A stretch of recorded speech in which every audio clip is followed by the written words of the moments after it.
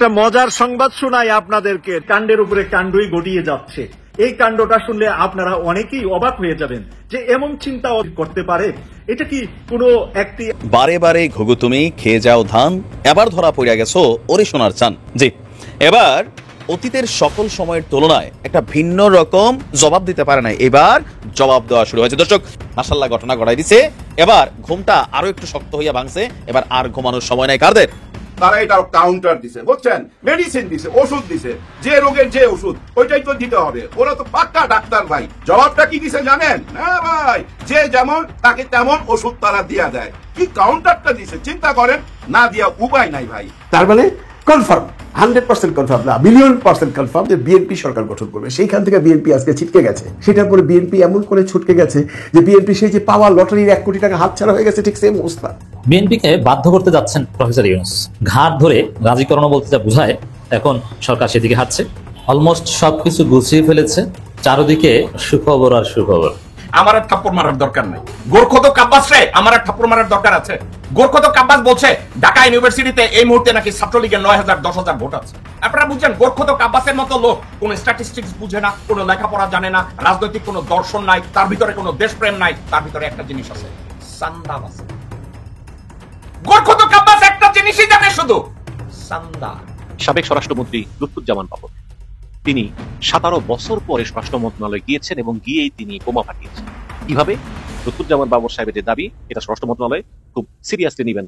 দর্শক, আবারও সেই সাবেক স্বরাষ্ট্র প্রতিমন্ত্রী লুৎফুজ্জামান বাবর আলোচনায় চলে এসেছে। প্রিয় দর্শক, অনেকেই বলেছিলেন তিনি নাকি জামাতে যোগ দিবেন। এ বিষয় নিয়ে আমরা একটি ভিডিও আপলোড করেছিলাম, কিন্তু দর্শক না, তিনি এখনো পর্যন্ত জামাতে যোগ দেননি, বরং বিএনপিতেই আছেন। প্রিয় দর্শক, তিনি হঠাৎ করে আমাদের মাননীয় স্বরাষ্ট্র উপদেষ্টার সাথে দেখা করলেন। সেই দেখা করার পর অনেকেই বলেছেন তিনি আসলে তারেক রহমানকে দেশে আনার জন্য সরকারকে কিছু পদক্ষেপ নিতে বলেছে।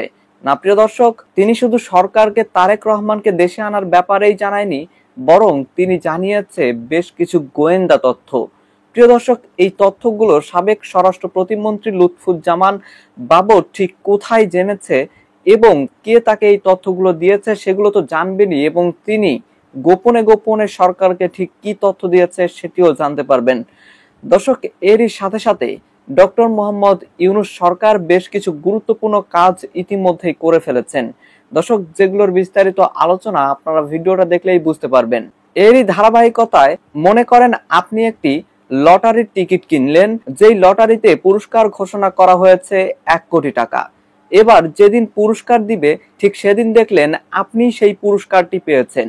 এখন তারা পুরস্কার দেওয়ার আগে বলছে যে লটারি ধরার দিন আপনাকে যে স্লিপটা দেয়া হয়েছিল, এবার সেই স্লিপটা তাদের দেখিয়ে আপনি 1 কোটি টাকা নিয়ে আসুন। কিন্তু দর্শক, এই মুহূর্তে আপনি আর সেই টিকিটটা খুঁজে পাচ্ছেন না, অর্থাৎ সেই টিকিটটা খুঁজে না পেয়ে আপনি সেই 1 কোটি টাকাও আনতে পারলেন না। প্রিয় দর্শক, ঠিক এরকমই একটি দশা ঘটেছে বিএনপির ক্ষেত্রে। 5ই আগস্টের পর বিএনপি মনে করেছিল যে তারাই আসলে ক্ষমতায় যাবে, তাদের সাথে আসলে কেউই পেরে উঠবে না। কিন্তু এই মুহূর্তে এসে তারা মনে করছে যে তাদের আসলে পেরে ওঠাটা খুবই কঠিন। প্রিয় দর্শক, আপনি কি মনে করছেন, আসলেই এই নির্বাচনে কি বিএনপি পেরে উঠতে পারবে জামাতের সাথে, নাকি জামাতই আসলে সরকার গঠন করবে? সে বিষয় নিয়ে আপনার মন্তব্যটি অবশ্যই জানাবেন। তো প্রিয় দর্শক, আমি আর বেশি কথা বাড়াবো না। এই ভিডিও শুরুতেই আপনাদের যে ভিডিওগুলোর অংশ বিশেষ দেখিয়ে শুরু করেছিলাম, সেই ভিডিওগুলোর বিস্তারিত আলোচনা দেখাবো। তবে তার আগে বলি, যারা এখনো চ্যানেলটি সাবস্ক্রাইব করেননি সকলে চ্যানেলটি সাবস্ক্রাইব করে পাশে থাকা বেল আইকনটি বাজিয়ে দিবেন। আর যারা ইতিমধ্যে সাবস্ক্রাইব করে রেখেছেন তাদের সকলকে অসংখ্য ধন্যবাদ। তো চলুন একটি লাইক দিয়ে আমরা ধারাবাহিকভাবে সবগুলো ভিডিওর বিস্তারিত আলোচনা দেখে আসি। একটা সত্যকে মিথ্যা বানাইবার জন্য কিছু লোক মাঠে নাইমা গেছে। ওরা এখন বলার চেষ্টা করতেছে এই নির্বাচনটা নাকি 8 মাস আগেই হয়ে গেছে। কে বলছে? দুদু সাহেব, যে 8 মাস আগেই এই 2 জায়গার নির্বাচন হয়ে গেছে, এখন তো শুধু ফল ঘোষণা করা হইলো। ভাই, এই কথাটার অর্থই বুঝি নাই আমি, বলছেন। আচ্ছা, 8 মাস আগেই যদি হয়ে থাকে এই কাণ্ডটা, যে নির্বাচনটা তারা হাতে নিয়ে নিছে, আপনারা নির্বাচনে গেলেন কেন? আমি বুঝি না। আসলে হয়েছে কি জানেন, উনাকে আমি ফলো করি, ভালো লাগে। উনি কিন্তু খুব গরম মাথার মানুষ, রেগে যায়, যেখানে ইন্টারভিউ দিতে যায় ওইখানেই কিন্তু বুঝছেন খেপে যায়। যদি উনাকে হোস্ট জিজ্ঞেস করে শিবির নিয়ে কোনো কথা বা জামাত ইসলাম নিয়ে কোনো কথা, তখনই ওনার মাথায় আগুন ধরে যায়। ওটা উনি নিতে পারে না, যার জন্য এই নির্বাচনের সত্যটা মেনে নিতে পারতেছে না। না মেনে নেওয়ার পিছনে কারণ সত্য ওই যে উলঙ্গ অবস্থায় আছে তো, বুঝছেন, তাকানো যায় না। ওনারা মুরব্বী তো, এই জন্য তাকাইতে পারে না, কিন্তু ইয়াং জেনারেশন তাকাইতে পারে, সত্যকে মাইনা নিতে পারে। আপনাদেরও মাইনা নিতে হবে ভাই। এই যে আপনারা যেভাবে কটাক্ষ করেন, যেভাবে কথা বলেন, এই যে ফজলুল সাহেব, উনি দেখেন মুরব্বী মানুষ, কিন্তু ওনার কথাবার্তা সবকিছু কেমন যেন এলোমেলো এলোমেলো ভাই। উনি দেখেন শিবিরকে কটাক্ষ করার জন্য কটাক্ষ করলো নাকি জ্ঞান চর্চা করলো বুঝলাম না। আচ্ছা ধরে নিলাম জ্ঞান চর্চা, ওনার জ্ঞানের গভীরতা কতটুক দেখেন। উনি শিবির নামটা কোত্থেকে আসছে এটার একটা ব্যাখ্যা দিছে। ওই যে যুদ্ধের আমলে 71-এ আল বাদার, আল শামস, রাজাকার ছিল না, তেমনি উনি আল শামস থেকে তালিবের শোটা নিছে, আল বদর থেকে ব নিছে, রাজাকার থেকে বসিন্না র নিছে। এইটা নিয়ে উনি শিবির বানাইছে। কি বলবেন আপনি? কিছু বলার আছে? কিন্তু এই কালের পোলাপান বাপেরে কয় হুক্কান, তারা তো মাইনা নিবে না। তারা এটা কাউন্টার দিছে, বুঝছেন, মেডিসিন দিছে, ওষুধ দিছে, যে রোগের যে ওষুধ ওইটাই তো দিতে হবে। ওরা তো পাক্কা ডাক্তার ভাই। এই আজকালকার পোলাপান জবাবটা কি দিছে জানেন? ফালতু থেকে ফ নিলাম, চিন্তা করেন, ফালতু থেকে ফ নিলাম, জাউরা থেকে বইকার জ নিলাম, ফালতু থেকে ফ নিলাম, বইকার জ নিলাম, কই থেকে? জাউরা থেকে। আরেকটা কি লাগবে? ল। ল কই থেকে নিছে জানেন? লুচ্চা থেকে। তার মানে কি দাঁড়াইলো? ফালতু থেকে ফ, জাউরা থেকে জ, লুচ্চা থেকে ল, ফজলু। এই যে কাউন্টারটা দিল, এটা কি ভাল লাগলো? আমার তো ভাই ভাল লাগে নাই। এত বড় একজন বীর মুক্তিযোদ্ধা, উনাকে এইভাবে কাউন্টার দিবে? কিন্তু উপায় নাই। ওই যে বললাম আজকালকার পোলাপান বাপের কয় হুক্কান। হ্যাঁ ভাই, যে যেমন তাকে তেমন ওষুধ তারা দিয়া দেয়, যার জন্য এই সোশ্যাল মিডিয়াতে এইভাবে জবাব দেওয়া হয়। কি কাউন্টারটা দিছে চিন্তা করেন, না দিয়া উপায় নাই ভাই। আল শামস, আল বদর, রাজাকারকে নিয়ে আসলেন। ও ভাই আপনারা বলেন, আমি যদি এখন কোনো আকাম করি কোনো মেয়ের সঙ্গে, এই বিচারটা কার হবে? আমার হবে না? আমারে ধরে নিয়ে তো ঝুলাইবে। আমি যদি ওই যে ওই কাম করে ওরে মাইরা ফেলাই, তাহলে আমাকে নিয়ে ঝুলাইবো না? আমার এই দোষের কারণে, আমার এই পাপের কারণে আমার বউ বাচ্চা, আমার ছেলে মেয়েকে নিয়ে বিচার করবে? করবে না, তাই না? এইটাই তো বলে আইন। তোরা কি কারণে এদেরকে, এরা তো জন্মই হয়েছে ভাই 80-র পরে, এদের বয়স কত? 25। এই যে 2000 সালে জন্ম, 25-26 বয়সের ছেলে পেলেদেরকে আমরা বলি রাজাকার, আল বদর, শামস, এই শিবির ট্যাগ দিতেছি, আবার বলতেছি ওরা এগুলা করে। কেন ভাই এত হিংসা কেন, এত জেলাস কেন? সত্যকে সত্য বলতে অসুবিধা কি? আমার মাথায় কাজ করে না, কিন্তু আমার মাথায় কাজ না করলো আপনাদের মাথায় কাজ করতেই হবে। ডক্টর ইউনূস স্যার কি বলছে? মাইনা নিতে বাধ্য। যা লেখালেখি হয়ে গেছে জুলাই সনদপত্র, সবাইকেই মাইনা নিতে হবে। ওই যে উনি বলে না এবারে নির্বাচন হবে ঈদের মতো, আপনারা ঈদের উৎসব করবেন, উনি মিথ্যা বলে না। উনি মিথ্যা বলে নাই, কারণ ওই জুলাই সনদপত্রে সবাই যখন স্বাক্ষর দিবেন তারপরেই তো ঈদের উৎসব চলে আসবে। কেউ কি ঠেকাইতে পারবেন? মাইনা নিতেই হবে। আমার আর থাপ্পড় মারার দরকার নাই। গোরখত কাব্বাস রে আমার আর থাপ্পড় মারার দরকার আছে? গোরখত কাব্বাস বলছে ঢাকা ইউনিভার্সিটিতে এই মুহূর্তে নাকি ছাত্রলীগের 9000 10,000 ভোট আছে। আপনারা বুঝছেন, গোরখত কাব্বাসের মতো লোক কোন স্ট্যাটিস্টিক্স বুঝে না, কোন লেখাপড়া জানে না, রাজনৈতিক কোন দর্শন নাই, তার ভিতরে কোনো দেশপ্রেম নাই, তার ভিতরে একটা জিনিস আছে, সান্দাবাজি। গোরখত কাব্বাস একটা জিনিসই জানে, শুধু সান্দা। তারে পাঠাইছে ঢাকা ইউনিভার্সিটিতে কোঅর্ডিনেট করার জন্য ডাকসু নির্বাচনে কেমনে ছাত্র দলরে জিতায়। বাংলাদেশে ঢাকা ইউনিভার্সিটির ছাত্রছাত্রীরা কি এত বলদ যে এই গোরখত কাব্বাসের এই কথায় তারা ভুলা যাবে? আরেকটা কথা বলছে, ওই যে বিএনপির আর এক কুতুব বলছে দীর্ঘ 17 বছর ছাত্রলীগ ঢাকা ইউনিভার্সিটি শাসন করছে। কথার নমুনা দেখছেন? ঢাকা ইউনিভার্সিটি নাকি ছাত্রলীগ শাসন করছে। কয় নেতারা পলাইছে, তাদের কর্মীরা আছে না। কথাটা তো এটাও হইতে পারে, ছাত্রলীগের যত ভোট এবং সমর্থক ছিল তার 80% ভোট এবং সমর্থকরা নিরুপায় হয়ে তাদেরকে সাপোর্ট দিচ্ছে, কারণ হলে সিট থাকতো না। ছাত্রলীগের স্লোগান দলে মিছিলে না গেলে তাদের সিটে পানি ঢেলে দেওয়া হইতো, তাদের খাওয়া দাওয়া নষ্ট করে দেওয়া হইতো, তাদেরকে ফ্লোর মোছানো হইতো, তাদেরকে শারীরিকভাবে নির্যাতন করা হইতো, তাদেরকে পিটানো হইতো, তাদেরকে লেখাপড়া করতে দেওয়া হইতো না। তো তারা কি করতো? ছাত্রলীগের স্লোগানে যাইত। আজকে বিএনপির নেতারা বলে ছাত্র শিবিরের এরা মুনাফেক, কারণ তারা ছাত্র লীগের মধ্যে লুকায়া ছিল। আপনাদেরকে আমি একটা কথা বলি, দর্শক বিন্দু একটু মনোযোগ দিয়ে আমার কথাটা যদি শুনেন আপনারা বুঝবেন। এসপিওনাজ ওয়ার্ক যেটা গোয়েন্দাগিরি, বৈদেশিক গোয়েন্দাগিরি এবং অন্য পক্ষের কি প্ল্যান এটাকে নিজের কাছে নিয়ে আসার এই ট্যাকটিক্স খালেদ বিন ওয়ালিদ এর আগেও চলছে। আপনারা যদি চিন্তা করেন ক্রুসেডের সময় এটা ভালো চলছে। জেরুজালেমে যখন বিজয় হয়, খলিফা ওমর যখন প্রথমবারের মতো জেরুজালেমে যান, তার আগে মুসলিম গোয়েন্দাদের ওখানে পাঠানো হয়েছে জায়গা রেকি করার জন্য। অবস্থা কি, জুইশদের অবস্থান কি, খ্রিস্টানদের অবস্থান কি, মুসলমানদের অবস্থান কি, পাগানদের অবস্থান কি, কার কি অবস্থা। এবং এই তথ্য যারা নিতে জেরুজালেমে যাইতেন তারা কি যায় বলতেন আমি খলিফা ওমরের জাসুস হয়ে এখানে আসছি? মুসলমানদের যেই সব মুসলিম ভাই ওখানে তথ্য সংগ্রহ করতে যেতেন, কেউ ভিক্ষুকের বেশে যেতেন, কেউ খ্রিস্টানের বেশে যেতেন, কেউ পাদ্রির বেশে যেতেন, কেউ রাবাই বেশে যেতেন। এখন শিবিরের কোনো ভাই বা বোন ঢাকায় ইউনিভার্সিটিতে বেঁচে থাকার জন্য, নিজের সার্ভাইভালের জন্য, টিকে থাকার জন্য যদি জয় বাংলা স্লোগান দিলে আমি বাইচা থাকি, জয় বাংলা স্লোগান দিলে ঠিকমতো ক্লাস করতে পারি, জয় বাংলা স্লোগান দিতে গেলে মানুষকে দাওয়াত দিতে পারি, সেটা আপনার কাছে কেন মুনাফিকি মনে হয়? আসসালামু আলাইকুম রাহমাতুল্লাহি ওয়া বারাকাতুহু। বিএনপি বরাবরই পাগল ছাগলদেরকে লালন পালন করে হাতির মতন মোটা করে পরে বিএনপির মধ্যে একটা লাথি মারে। আজকে ফজু পাগলা বলেছে আমি যদি দল করি তাহলে বিএনপির চাইতে বড় রাজনৈতিক দল হবে। দেখেন কুকুরে ও তো মানুষের একটা কৃতজ্ঞতা প্রকাশ করে, কিন্তু ফজু পাগলা সেই কৃতজ্ঞতা প্রকাশ করলো না। মাত্র কয়েকদিন আগে তার পদ পদবি স্থগিত করেছে বিএনপি। আজকে সে বলেছে আমি দল করলে বিএনপির চাইতে বড় রাজনৈতিক দল হবে। সাংবাদিকরা প্রশ্ন করেছে তাহলে কি আপনি আওয়ামী লীগের দল বানাবেন নতুন করে?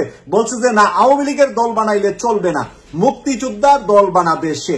আর এই মুক্তিযোদ্ধার দল দিয়ে সে বাংলাদেশ বিএনপির সাথে, বাংলাদেশ জাতীয়তাবাদী দল বিএনপির সাথেই চ্যালেঞ্জটা বিসমিল্লাতি দিয়ে ফেললো। সে বলল বিএনপির চাইতে বড় দল হবে। সে কিন্তু বলে নাই জামাতের চাইতে বড় দল হবে, সে কিন্তু বলে নাই আওয়ামী লীগের চাইতে বড় দল হবে, সে বলেছে বিএনপির চাইতে বড় দল হবে।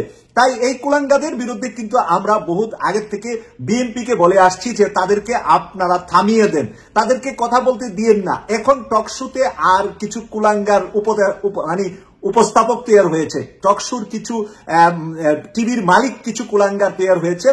এদের মতন এই বদ খারাপ গুলাকে নিয়ে টকশোতে আলোচনা করে আলোচনায় বাঁচিয়ে রাখে আওয়ামী লীগকে। আওয়ামী লীগ নামে তো বাঁচাতে পারবে না, এখন মুক্তিযোদ্ধা নামে বাঁচা। মুক্তিযোদ্ধা বললে আপনি কিছু বলতে পারবেন না, মুক্তিযোদ্ধা বললে সেনাবাহিনীরা বলবে এটা আমাদের গায়ে লাগে, মুক্তিযোদ্ধা বললে দেশের বুদ্ধিজীবীরা বলবে আমার গায়ে লাগে, মুক্তিযোদ্ধাকে মন্দ বললে দেশের অনেক মানুষ দাঁড়িয়ে যাবে যে না মুক্তিযোদ্ধাকে মন্দ বলা যাবে না। আর এই মুক্তিযোদ্ধা রাজাকার বইলা শেখ হাসিনা পালিয়েছে। আওয়ামী লীগ এই মুক্তিযোদ্ধা পালতে পালতে পালতে পালতে এমন পালা পালছে, এমন খাওয়াইছে, ঘাড় এত মোটা হয়েছে যে মটকার ভিতরে ঢুকার পরে আর খাওয়ার পরে ঘাড় বাইর করতে পারে না। ওই মটকা সহ মানুষ পিডাইয়া মাথা ফাটাইয়া দিছে।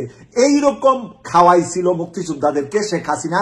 সর্বশেষ মুক্তিযোদ্ধাদের নাতিপতিরা চাকরি পাবে নাকি রাজাকারের নাতিপতিরা চাকরি পাবে? এই কথা বলার পরে তুমি কে আমি কে, রাজাকার রাজাকার স্লোগান আসছে। এবার ডাকসুতেও রাজাকার বইলা আমার প্রিয় দল বিএনপির যে ছাত্র সংগঠন আবিদের মতন একটা ভালো ছেলে, সে কিন্তু 3 ভাগের 1 ভাগ ভোট পাইল সাদিক কায়ুমের। কারণ তার কথার ভিতরে সাদিক কায়ুমের সাথে অন্য কন্টেস্ট না করে সে চলে গেছে মুক্তিযোদ্ধা রাজাকারের কন্টেস্ট করার জন্য। আবিদ বুঝাইছে আমি মুক্তিযোদ্ধার উত্তরসূরি আর সাদিক কায়ুম হলো রাজাকারের উত্তরসূরি। এই উত্তরসূরি মুক্তিযোদ্ধার হওয়ার কারণে আবিদের এই ধরনের খুবই লজ্জাজনক পরাজয়টা ঢাকা বিশ্ববিদ্যালয়ে হয়েছে। ঢাকা বিশ্ববিদ্যালয়ের 24 ঘন্টা পরেই যখন জাহাঙ্গীরনগর বিশ্ববিদ্যালয়ে নির্বাচন শুরু হলো, ঢাকা বিশ্ববিদ্যালয়ের প্রভাব গিয়ে পড়ে গেল জাহাঙ্গীরনগর বিশ্ববিদ্যালয়। এখন জাহাঙ্গীরনগর থেকে রাজশাহী বিশ্ববিদ্যালয়, রাজশাহী থেকে চট্টগ্রাম বিশ্ববিদ্যালয়, সব জায়গায় এখন আমার প্রিয় দল আবিদের দল ছাত্র দল এখন আতঙ্কে আছে, শিবির আতঙ্কে। শিবির যেন এখন জিন না ফেরেস্তা আল্লাহই ভালো জানে। শিবির মানি এখন ছাত্র দলের জন্য আতঙ্ক হয়ে দাঁড়িয়েছে। তাই আমি বিএনপিকে অনুরোধ করব আপনাদের দলের যারা আপনাদেরটা খেয়ে আপনাদেরটা পরে ভারতের গাঙ্গা, হাসিনার গাঙ্গা, দিল্লির গাঙ্গা, তাদেরকে চিহ্নিত করে মুখের ভিতরে কষ্টেপ লাগাই দেন দ্রুত গতিতে। নতুবা আপনাদের যে পরাজয়ের যে ঢালুর দিকে যে পিছল খাচ্ছে, এই ঢালুর পিছল কিন্তু একেবারে বঙ্গোপসাগরের তলায় গিয়ে আপনাদেরকে নামিয়ে দিবে। তাই বঙ্গোপসাগরের তলায় যাওয়ার আগে তাদের মুখে কষ্টেপ লাগিয়ে যারা দেশপ্রেমী আছে, ইসলাম প্রিয় আছে, যারা ইসলামকে লালন করে তাদেরকে সামনের সারিতে আনেন, তাহলে বিএনপি আস্তে আস্তে হলেও রিকভার হবে বলে আমি বিশ্বাস করি। সাবেক স্বরাষ্ট্রমন্ত্রী লুৎফুজ্জামান বাবর তিনি 17 বছর পরে স্বরাষ্ট্র মন্ত্রণালয়ে গিয়েছেন এবং গিয়েই তিনি বোমা ফাটিয়েছেন। কিভাবে আসবো সে কথায়। লুৎফুজ্জামান বাবর অত্যন্ত আলোচিত সমালোচিত চরিত্র। অনেকের খুবই পছন্দের, আবার অনেকে পছন্দ করেন না, তবে আমার কাছে পছন্দের। এবং 17 বছর ধরে শেখ হাসিনা তাকে জেলে রেখেছিল, কেন রেখেছিল, তার কতটুকু দোষ, নাকি তিনি হাসিনার প্রতিহিংসার শিকার, এগুলো নিয়ে কিন্তু আলোচনা আছে। চট্টগ্রামে যখন 10 ট্রাক অস্ত্র উদ্ধার হয়, তখন ধারণা করা হয় যে এই অস্ত্রগুলো আনা হয়েছিল ভারতীয় বিচ্ছিন্নতাবাদীদেরকে দেওয়ার জন্য। এবং সে সময় লুৎফুজ্জামান বাবর ছিলেন স্বরাষ্ট্রমন্ত্রী। এবং 21শে আগস্ট যখন শেখ হাসিনার উপর গ্রেনেড হামলা হয়, তখনও ছিলেন লুৎফুজ্জামান বাবর স্বরাষ্ট্রমন্ত্রী। সম্ভবত আশা করি এসব কারণে হয়তো বা প্রতিহিংসার শিকার হয়ে শেখ হাসিনা তাকে কারাগারে রাখেন। যদিও তিনি স্বরাষ্ট্রমন্ত্রী ছিলেন বলেই তিনি জড়িত, এটা তো নাও হতে পারে। সেই লুৎফুজ্জামান বাবর 17টা বছর তার জীবন থেকে চলে গিয়েছে। যখন তিনি ইয়াং ছিলেন, তরুণ, তিনি কিন্তু খুব অল্প বয়সী তিনি স্বরাষ্ট্রমন্ত্রী হন, তিনি খুব ইয়াং ছিলেন, টকবগে তরুণ, তখন তিনি জেলে ঢুকেছেন এবং জেল থেকে বের হয়েছেন একজন বৃদ্ধ ব্যক্তি হিসাবে। খুবই অমানবিক। যাই হোক, কালকে তিনি স্বরাষ্ট্র মন্ত্রণালয়ে গিয়েছিলেন এবং সেখানে বলেছিলেন যে ভারতে শেখ হাসিনার সঙ্গে অ্যাসালামের বৈঠক, প্রচুর অবৈধ অস্ত্র দেশে ঢুকতেছে। অবশ্যই তার কাছে আমাদের চাইতে বেশি তথ্য আছে। ভারতে অ্যাসালাম গ্রুপের মালিক মোহাম্মদ সাইফুল আলমের সঙ্গে শেখ হাসিনার বৈঠক হয়েছে। ওই বৈঠকে আগামী জাতীয় সংসদ নির্বাচন বানচালের ষড়যন্ত্র করা হচ্ছে এবং দেশে অবৈধ অস্ত্র ঢুকছে বলে জানিয়েছেন বিএনপির সাবেক স্বরাষ্ট্র প্রতিমন্ত্রী লুৎফুজ্জামান বাবর। রোববার স্বরাষ্ট্র উপদেষ্টা লেফটেন্যান্ট জেনারেল জাহাঙ্গীর আলম চৌধুরীর সঙ্গে বৈঠক শেষে তিনি সাংবাদিকদের এই কথা বলেন। বাবর বলেন যে অন্তর্বর্তীকালীন সরকারকে সহযোগিতা করতে চায় বিএনপি, তবে কিছু বিষয় নিয়ে উদ্বেগ আছে, তা নিয়ে সরকারের সঙ্গে আলোচনা করতে আসলাম। এবং তারেক রহমানের ফেরার বিষয়ে কোনো আলোচনা হয়েছে কিনা এমন প্রশ্ন তিনি বলেন যে খুব শীঘ্রই তিনি দেশে ফিরবেন। এবং কি বিষয়ে আপনি আপনার উদ্বেগ জানিয়েছেন এমন প্রশ্ন তিনি বলেন যে অ্যাসালাম গ্রুপের মালিক মোহাম্মদ সাইফুল আলম ভারতে শেখ হাসিনার সঙ্গে বৈঠক করেছে, সেখানে নির্বাচন বানচালের ষড়যন্ত্র করছে বলে তিনি দাবি করেন এবং সেই সঙ্গে দেশে অবৈধ অস্ত্র আসছে তা নিয়ে উদ্বেগ আছে, তবে আইন শৃঙ্খলা পরিস্থিতি ভালো করার যথেষ্ট চেষ্টা করছে সরকার। এদিকে 18 বছর পর স্বরাষ্ট্র মন্ত্রণালয়ে এসেছেন সাবেক স্বরাষ্ট্রমন্ত্রী লুৎফুজ্জামান বাবর। 18 বছর পর বিএনপি এবং জামাত জোট সরকারের সময় তিনি স্বরাষ্ট্র প্রতিমন্ত্রী ছিলেন। রোববার 4:22 স্বরাষ্ট্র মন্ত্রণালয়ে প্রবেশ করেন তিনি, তবে এই সময় তার সঙ্গে বিএনপির কোনো নেতাকর্মীকে দেখা যায়নি। একটা বুদ্ধিমানের কাজ করছে, এই যে যেখানে গেছে বিএনপির কাউরে নেয় নাই, এগুলো পাবলিক ভালো চোখে দেখে না। ওই দেখে না, ওই যে ডাকসু নির্বাচনে সাদিক কাইয়ুম একা একা হাঁটতো, আর বিএনপি ছেলেটা কিন্তু ভালো, বাট তার সঙ্গে দুইজন থাকতো, দুইজন তো বেশি না, বাট খোলাপাইন এগুলোই ভালোভাবে দেখে নাই, ভোট দেয় না। যাই হোক, তো এখন এই অ্যাসালম, আমি একটু একটা ভিডিও বানিয়েছি যে অ্যাসালমের টাকায় কিভাবে শেখ হাসিনা লবিস্ট নিয়োগ করেছে। একজন সাবেক মাল্টার সাবেক প্রধানমন্ত্রী, একজন হচ্ছে যে বসনীয় বংশোদ্ভূত ব্রিটিশ ব্যবসায়ী।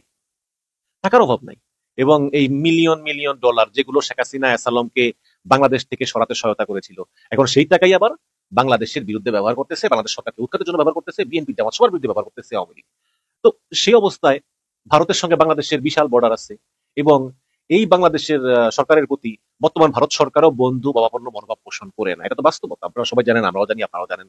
তো এই সময় ভারত সরকারের ইনভলভমেন্ট নাও থাকতে পারে বা ভারতের গোয়েন্দা সংস্থার ইনভলভমেন্ট নাও থাকতে পারে, হয়তো আওয়ামী লীগের ইনভলভমেন্ট থাকতে পারে, হয়তো বা তৃতীয় কোনো শক্তির ইনভলভমেন্ট থাকতে পারে যে বাংলাদেশে অবৈধ অস্ত্র প্রবেশ করানো, এবং প্রচুর জায়গায় বর্ডার ওপেন, ইচ্ছা করলে কিন্তু পারা যায়। এখন উপায় কি? আসলে এটা খুবই টাফ।